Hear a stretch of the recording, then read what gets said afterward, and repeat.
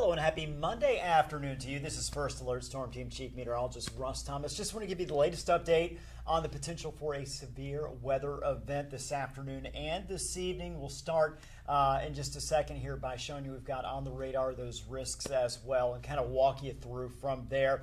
As you can see behind me, First Alert Weather Day is in place for this afternoon and this evening, mainly I-94 corridor and areas south. We got the latest from the Storm Prediction Center, latest update about 15 minutes ago or so, and not much has changed during that time as far as the impacts that we are expecting and the location that we're expecting those impacts as well. Going to go ahead and pop the screen full there. Going to get that First Alert Weather Day, severe storms, I-94 corridor and areas south. Let's take a look here. Severe storm threat.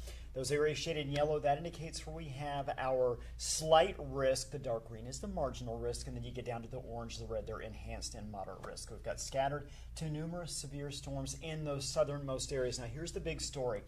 It is going to be the winds, the potential for 80-plus mile-per-hour winds. That is our biggest threat, and we'll kind of walk through that specifically, where we have the best chance of seeing those very strong winds in just a minute. We talked earlier about, I know Summer Schnellbach had a report earlier talking about the potential for derecho. That is still a possibility, although some good news, it kind of pushed itself a little bit farther south in terms of the forecast of prediction that we'll see that still potentially within our area, but that adjustment a little farther south could mean the difference for our area. Ping pong ball-sized hail.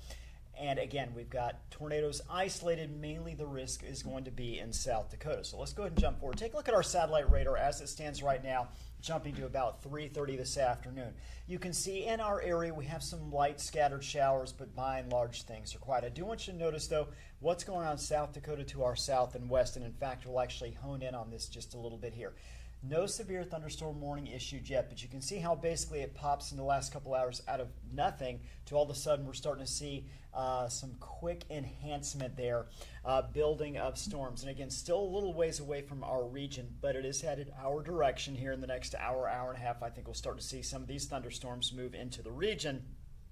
And again, I think the area of greatest impact throughout this entire system is going to be the southern half and certainly the southernmost locations of our viewing area. So again, North Eagle Butte headed toward Gettysburg, South Dakota. That's where those storms are now, pushing off to the north and the east. So you look kind of okay, extrapolating down the line a little bit. Ellendale, Aberdeen, then eventually towards Sisseton. And again, these are the spots here, Lisbon as well, that we expect, should we see severe weather, the best opportunity to see that severe weather. We jump ahead, take a look at our first look forecast. Now, one thing you're going to notice here with the weather model doesn't actually look overly impressive when it's all said and done.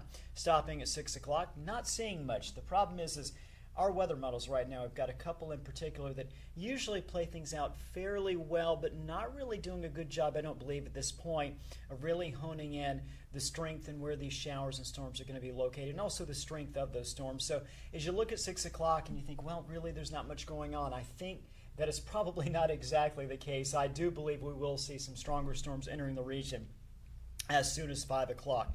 Again, we're not talking much about the northern half of the viewing area. It's not that we don't want to leave you out. It's just that we don't think much is going to happen in your region. Could see some general thunderstorms, but as far as any severe storms, I really do think 94 south, that is the area we're watching in particular as we get to northeast South Dakota, and then you start looking into Minnesota as well. Southernmost portion of Lakes Country around Alexandria, then down towards St. Cloud. We'll continue to walk through this. You look at 8 o'clock, 9 o'clock, and again, you see a little bit of activity in Lakes Country. Again, though, just kind of a caution here is that I just don't think this weather model is quite handling the storm system as it's going to play out. I do think things are going to remain quiet in those northern locations, but you head farther south, as mentioned, Fergus Falls, Hankinson, Sisseton, Ellendale, and area south, Alexandria. I still think certainly there is a risk for severe weather there, and we'll play it out through about 10 p.m. this evening, midnight into tomorrow morning. Now, what about that wind threat? Not much has changed here with the latest update with the Storm Prediction Center. You see these areas shaded in purple there. Watertown North, close to Sisseton. Now, maybe not quite as far north of Sisseton, but that is the very high, or the high risk zone, I should say. And then you've got the enhanced in the area there, shaded kind of in the redder color, followed by elevated in yellow. Notice the elevated goes all the way up into Fargo-Moorhead and like Holly toward Detroit Lakes as well, and then areas south there. But boy, I tell you what, you start getting much farther south, certainly than the North Dakota, South Dakota state line there, and then into Minnesota, you do see that enhanced to high wind threat. And again, what are we talking here? We looked at just a minute ago, 80-plus mile-per-hour winds possible, straight line winds, even if we're not looking at tornadoes. And to be honest with you, most areas are not looking at the chance for tornadoes. But when you get straight line winds and you're talking 80-plus miles per hour, that is the strength of the same as a low tornado wind. So again, very strong winds. Even if we don't see tornadoes, we're still looking at the potential for a lot of damage, severe damage with those type of winds. So I want to keep that in mind. Again, if you're in the areas shaded in the red or the purple, especially you're watching this, be extra careful, cautious. Be on the lookout here as you're heading into the later afternoon, evening hours. Hail threat, elevated risk. You can see we're not looking at an area where we've got the enhanced, the high, the very high. But you can see a pretty broad area where we do have that elevated risk of hail. You see the isolated opportunities farther north. You look toward Grand Forks, but not quite up to Grand Forks. Then you get farther north of that, and there is no risk. So really the focal point continues to be 94, Fargo, and then you start heading off to the south and the east from that area. A tornado threat, we mentioned that it's a low threat. Right now the risk seems to be confined to northeast South Dakota, southernmost Red River Valley, and then as you get toward and into Minnesota as well, southern part of Lakes Country. Isolated risk where you see there is brown, low risk in the green. So again, the bigger risk here is going to be those straight line winds in terms of any damage we might see, any destruction we might see. Not so much the risk of tornadoes, but those very strong straight line winds, 80-plus mile-per-hour wind gusts. So again, looking at the severe weather impact, kind of backing out once again, bird's eye view here. You can see the marginal risk, not even as far north as Grand Forks, about a line there, Devil's Lake, heading to the south and east, just to the south of Bemidji. Beyond that, that light green, non-severe storms possible. Marginal risk, you see the line of the slight marginal risk basically running right through Fargo-Moorhead at this point. Then you start to go farther south, you see that orange enhanced risk, and then the moderate risk just about completely out of our viewing area. However, again, you certainly in the enhanced area risk. Sisseton, you want to pay attention to Ellendale as well. As mentioned, tornado opportunities very low, mainly confined to those southernmost areas. Large hail, 1 inch to 1.5 inches diameter, in that moderate range. High wind, 60 to 80 miles per hour.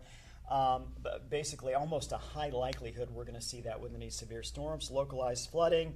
We're on the low side, but there is going to be some very heavy rain within some of these storms that do develop. So we're going to keep an eye on that as well. Getting past that, heading to tomorrow into Wednesday, we're back to an air quality alert in Minnesota. Why? Well, the winds are going to turn out of the northeast. We're going to see drier conditions. We're going to see sunshine.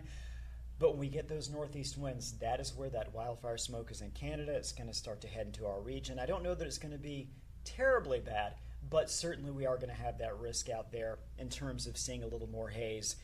Tomorrow, though, again, those temperatures will be comfortable. In fact, we're going to finish up here by looking at our afternoon highs. Tomorrow, a calmer day. Mid-70s, upper 70s for this time of year. That's pleasant. That's just shy of what we expect for the norm for this time of year. We're going to get sunshine. So again, if you can deal with the light haze, not the best, but better than dealing with severe weather for sure. So again, stick around here. 4 o'clock, 5 o'clock, Valley News Live. I'll be on. Joseph Williams will be on this evening as well. We're going to keep an eye on any severe storm development for you. Of course, we'll cut in. We'll have the weather app, the Valley News Live weather app, where you can turn to as well to find where those storms are, where they're headed, are they headed towards you, and of course we'll keep you updated as well. Definitely in those southern areas, you want to make sure you're careful, you're paying attention out there, and of course any storms that you develop, want to go ahead and head indoors because these thunderstorms have the potential to develop and strengthen very quickly. And again, before you know it, you're caught in a big storm. So very damaging winds, as mentioned. Want to make sure you head indoors. You find a place away from windows, find a place secure should these storms come up, and they will creep up on some people very quickly. So just keep an eye on that. And until then, have a great afternoon.